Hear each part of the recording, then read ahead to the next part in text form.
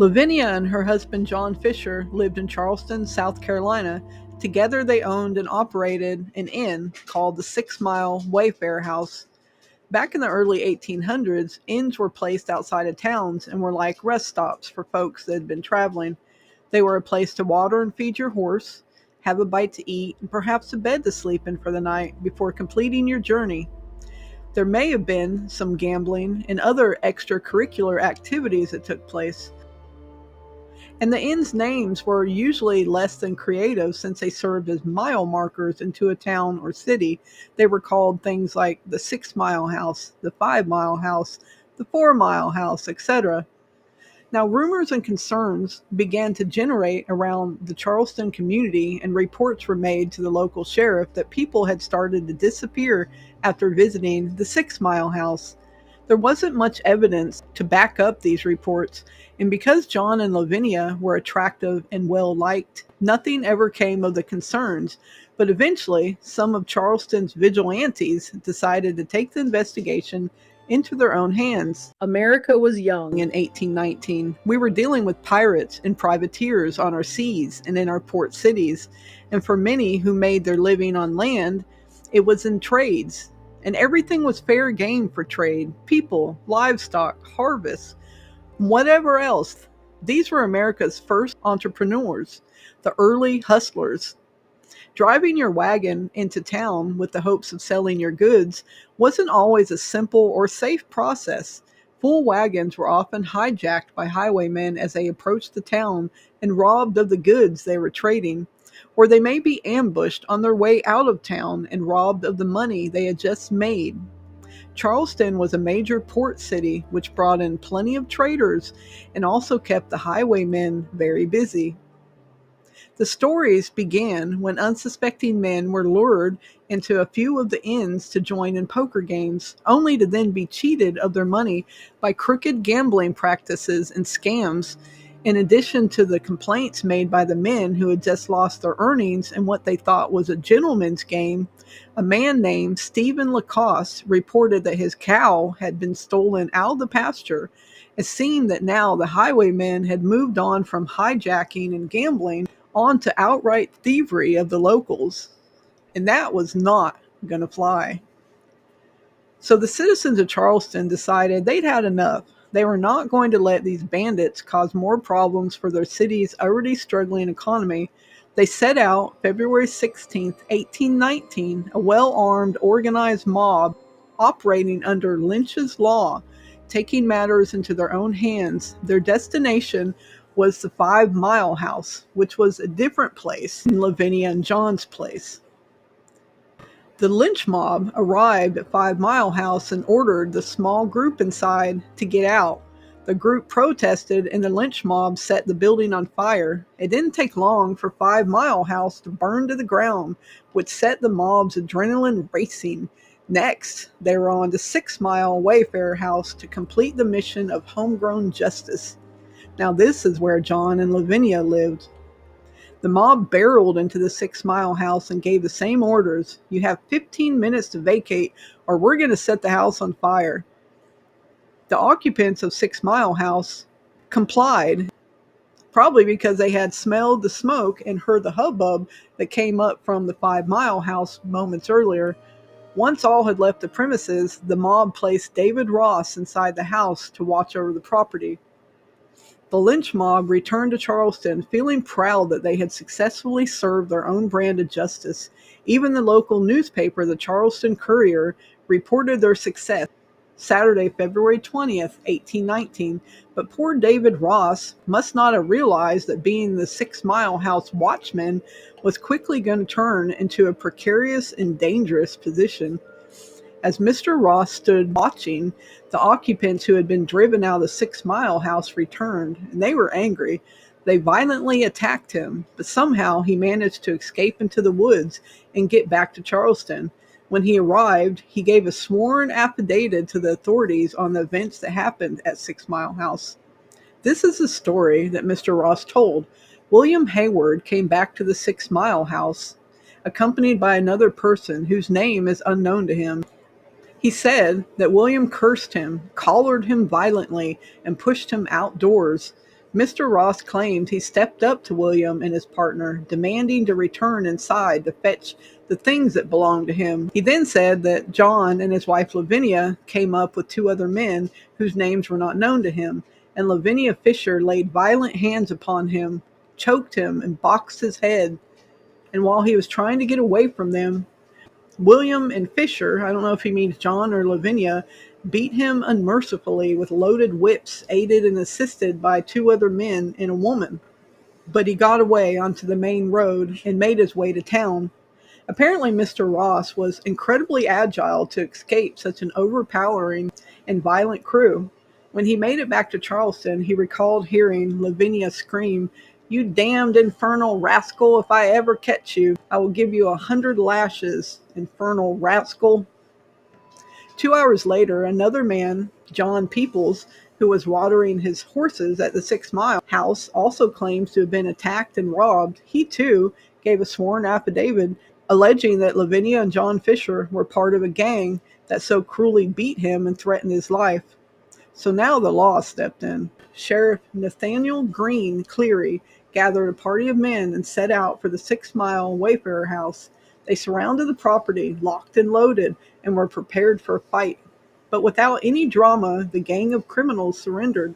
Some stories say that John didn't want to put his wife Lavinia in harm's way, and that's why he surrendered without resistance. John and Lavinia Fisher, James Elroy, Seth Young, and Jane Howard were taken into custody and loaded into the paddy wagon for their 6-mile ride straight to the city jail on Charleston's Magazine Street. Some of the sheriff's posse stayed behind to go through the contents of the house and the outbuildings, where they found the hide of a freshly slaughtered cow. They immediately speculated that this was the cow that had gone missing a few days earlier. Once the sweep of the insides had been completed, 6 Mile House and the outbuildings were set fire and burned to the ground, leaving nothing behind of the supposed rest stop of horrors but ash and embers. While in city jail, John and Lavinia tried to escape, but the plan was foiled when the rope that carried John down from the window broke and left Lavinia stranded. John wouldn't leave Lavinia. They were taken back into custody and held with a much tighter security. One wonders if Lavinia would have done the same for John. John and Lavinia Fisher appeared before the Constitutional Court on January 17, 1820.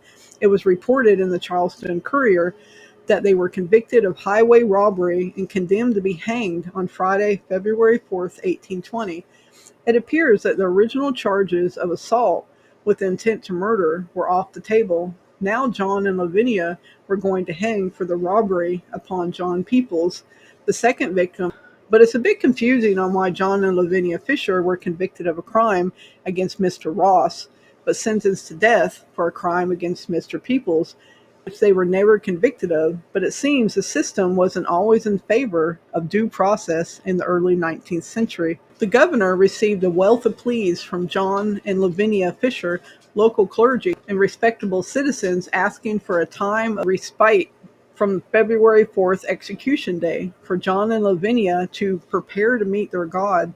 The governor granted the request and reset the execution date for February 18th, 1820. Lavinia believed that the additional 2 weeks granted would ensure her a pardon, and her declares of innocence would be all she needed to set her free. In their last 2 weeks behind the walls of the city jail, John and Lavinia spent time with Reverend Dr. Richard Furman. The Reverend had a Baptist ministry. The Reverend was determined to prepare the Fisher's soul for the afterlife. The preparation was received by John, but Lavinia Fisher didn't have the patience for prayer. She was consumed with professing her innocence and not believing that her governor would hang a woman.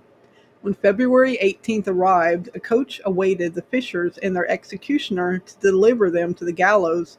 The Fishers walked arm in arm from the prison door to the coach and began their march to their fate. A large crowd had gathered. The Fishers had become celebrities in Charleston. It is documented that upon Fisher's arrival, John Fisher turned pale and his body began to tremor uncontrollably while inside the carriage. He grabbed for Lavinia and pulled her close to him. Seconds later, the Fishers and their executioner exited the carriage. John bravely climbed the scaffolds. Lavinia refused. Constables were forced to drag her as she screamed for the crowd to rescue her, imploring for their pity and professing her innocence. As the clock was ticking on the gallows, Lavinia's desperation turned to profanity and curses. She damned the governor to hell and stomped her feet. John lovingly pleaded with Lavinia. He tenderly asked her to make peace with God. She refused, only to speak the words that are to this day that are repeated as part of the Lavinia Fisher story. Cease, I will have none of it. Save your words for others that want them. But if you have a message you want sent to hell, give it to me. I'll carry it. 29-year-old John Fisher and 28-year-old Lavinia Fisher were hanged at 2 p.m. on February 18, 1820. The Charleston Courier reported on February 19, 1820, that the couple embraced as the signal was given and the drop fell. Lavinia died almost immediately, but it took a few minutes for John. Their bodies were taken down and buried at Potter's Field in an unmarked grave. Many say that she still haunts the Old City Jail. Others claim she haunts the Unitarian Cemetery, which is odd considering she was never buried there. Something even more macabre is the gawking at her bones.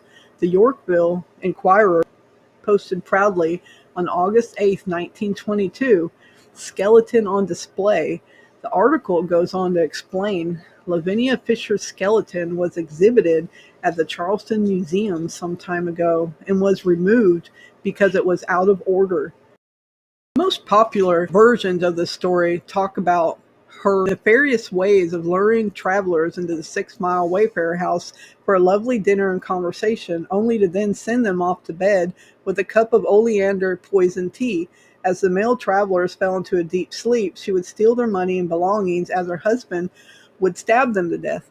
Another story also introduces a mysterious trapdoor into her arsenal of murder tactics.